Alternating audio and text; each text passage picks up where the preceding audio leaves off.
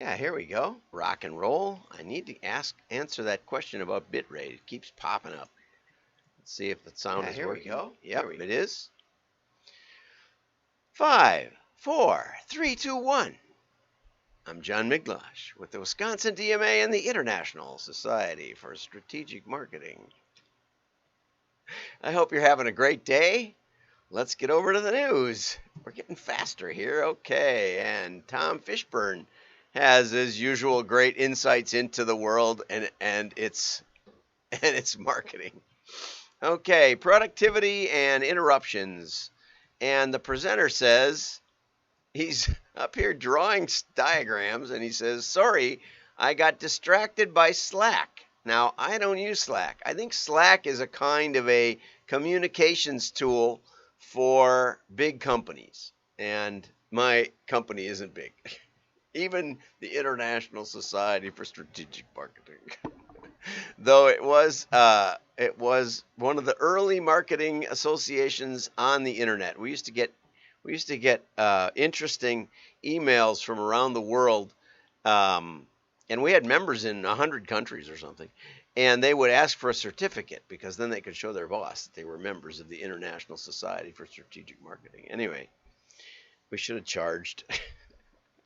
Anyway, so the boss or the presenter is saying, "Sorry, I got distracted by Slack." See, here's the Slack thing right down here. Right? You see that? That's a little not obvious.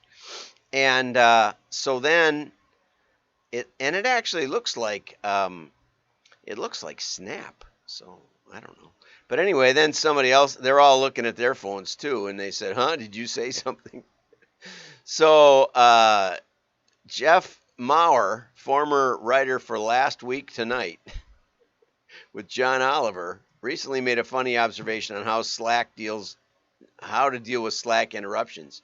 You can mute modifications. Just go to settings, modifications, and never get promoted, and turn the slider to on. Yeah. So, and there's some of that. I do work kind of all the time, and people will get messages from me at midnight, and I kind of like doing that.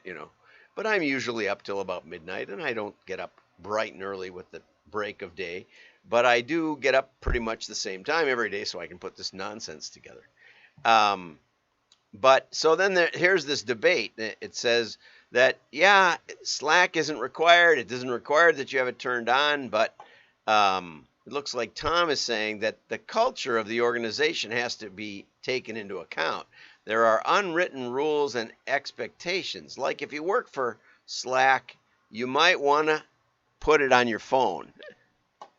That would be kind of a minimum, right? And and I understand that. I have always placed orders with clients that either I had or that I wanted to get, and oftentimes you learn more by placing an order than you do by talking to senior management. Um, Leaders can influence how their teams use 24/7 tools like Slack. Rhonda Rhimes' email signature reads, "I do not answer calls or emails after 7 p.m. or on weekends." She doesn't answer. And if you work for me, I suggest you put down your phone. So that's on her email signature. She just does that with every email. So that's the opposite. And she's probably great to work for. I don't know if she is. She may demand that you work all weekend. Just don't look at your phone, which might be the best thing a boss could demand.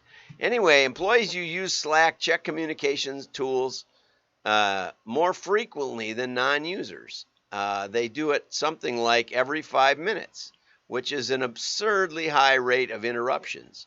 Neuroscientists teach us that our attention is fundamentally single-tasked, and what happened to my clicky thing? Switching from it to one target after another is detrimental to productivity. So after I finish this today, I'm going to go right to a proposal that I've been meaning to write, and I'm just going to not check anything until I get it at least pushed along the way. And that, I think there's a lot of truth to that. Block out an hour. You can get more done in an hour than you can in a week if you really, really focus. But Slack pushed to new extreme. We both love and hate Slack because this company built the right tool for the wrong way to work. Probably true. Technology moves faster than an organization's ability to adopt it effectively. Here's meeting on whether to call a meeting, meeting to plan the meeting, meeting to get stakeholder buy-in before the meeting after the meeting, meeting after the meeting after the meeting, meeting to plan the next meeting. Should we, this is one of my favorites, should we schedule our next Zoom meeting or just hit ourselves repeatedly on the head with a hammer? Oh, this one's too hard. How are you using the time to be more productive? I'm learning to code. I'm learning to write. I'm writing thought leadership. I'm taking every masterclass. I'm re-strategizing our marketing plan. I'm learning Mandarin. I'm starting a podcast. I'm focused on digital upskilling. Now, that doesn't sound like baloney to me. Anyway, I'm just trying to keep it together. What she said.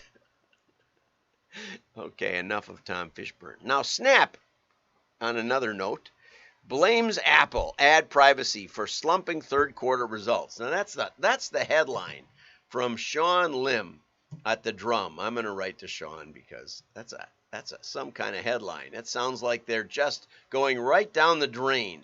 However, when you read here, it says Snapchat owner said its revenue rose 57% for the 3 months ended September 30th. It's a little below what they expected and its own guidance, but it also expects expansion to slow as daily active users rose 23% to 300 million. Well, if I had bad slumping news like that, I think that would be a pretty good day. Anyway, it goes on from there. Okay, and Google, the state of Ohio is trying to argue to the Supreme Court that Google is a common carrier. It says that Google meets the state's definition of common carrier, arguing its services are made available to all, generally and indiscriminately, and it plays an essential role in our economy, political and social. Further, it says Google often presents Google products in enhanced ways in the search results that are designed to capture more clicks, including integrating other Google business lines, such as specialized services, into the results page. It does not allow its competitors to have similar access, therefore violating its duties as a common carrier. In other words, it's supposed to be an advertising tool, an advertising channel, a broadcast media, so it should play fair. Now, part of that argument is based on the idea that common carriers and especially broadcasters are using the public airway frequencies. And by getting one of those frequencies, you're given a monopolistic position because nobody else can use that frequency. That's part of the way it works. And but Google replied, Ohio's request has no more validity under the law than a request to declare Fox News, the New York Times, or Walmart a public utility because most people in a particular town prefer to get their news or groceries from them instead of someone else. Google added that search engines aren't the type of essential service that's subject to common carrier laws in Ohio. Search engines aren't comparable to electricity, gas, telephone service, or other traditional utilities. It's going to be an interesting case. You know, they say good cases make bad law. I don't know how it's going to come out, but I think that it makes sense that they have some restraint. I actually do. Now, here's another legal case. Restraining order issued against direct mail.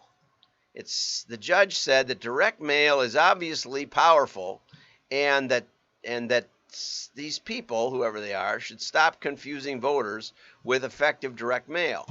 And what they did, this is kind of clever, what they did was they endorsed a bunch of very, very prominent political figures.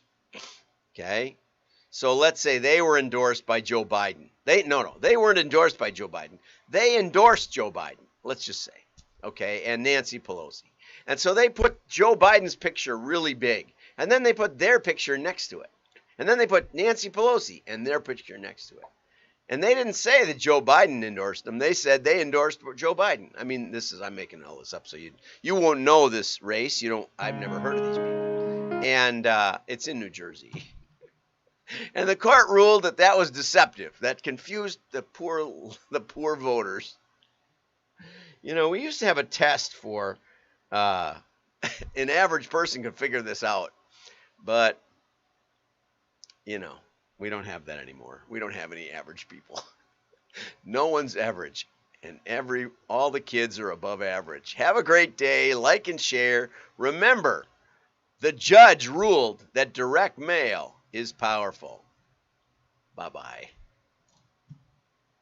Oh, and make a comment. I need comments on these things. I found out that on LinkedIn, comments are worth like 20 likes. So don't hit like, say what you liked.